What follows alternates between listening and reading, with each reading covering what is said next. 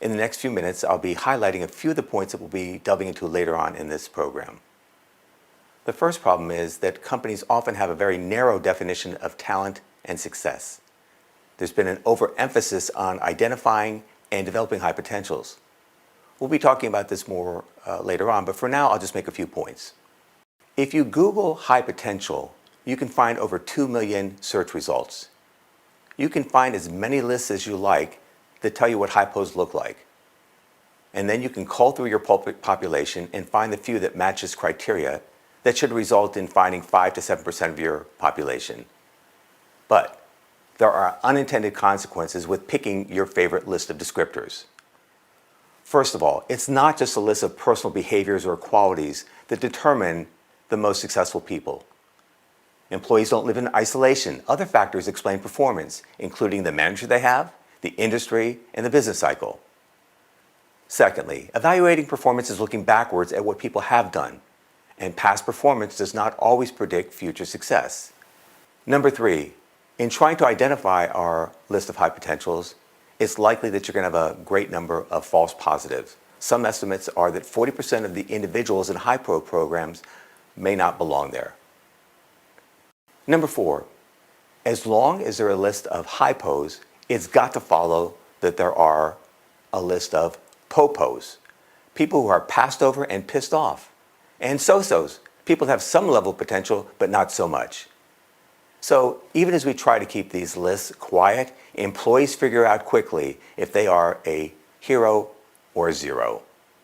Number 5, we're missing the talent that's right in front of us because they don't conform to a list of attributes.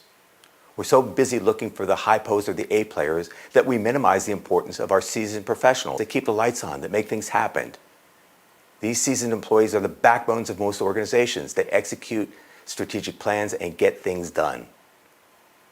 All of this results in a second big problem, which is the failure to build a bench. As a consequence of narrowly focusing on high pos, the pandemic and subsequent labor shortages have revealed weaknesses across all aspects of operations.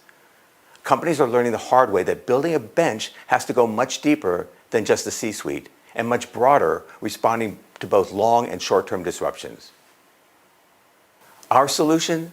Let's get away from labels and take people out of boxes, recognizing that each employee adds value on a continuum.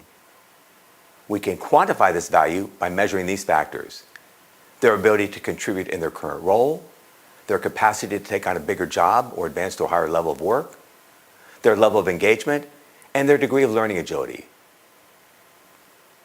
Our third challenge is to overcome managerial biases. When it comes to evaluating people, particularly those we know, we feel very certain about our conclusions. But research shows that our degree of confidence is much higher than our degree of accuracy. We quickly come to conclusions that this person is talented or a high performer without a lot of evidence.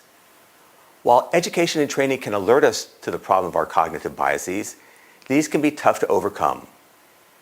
However, we can challenge our opinions with the addition of data-driven insights. A doctor will use his professional judgment when diagnosing a patient, but he'll also have access to all the patient's medical history and information. A good decision will be based on both.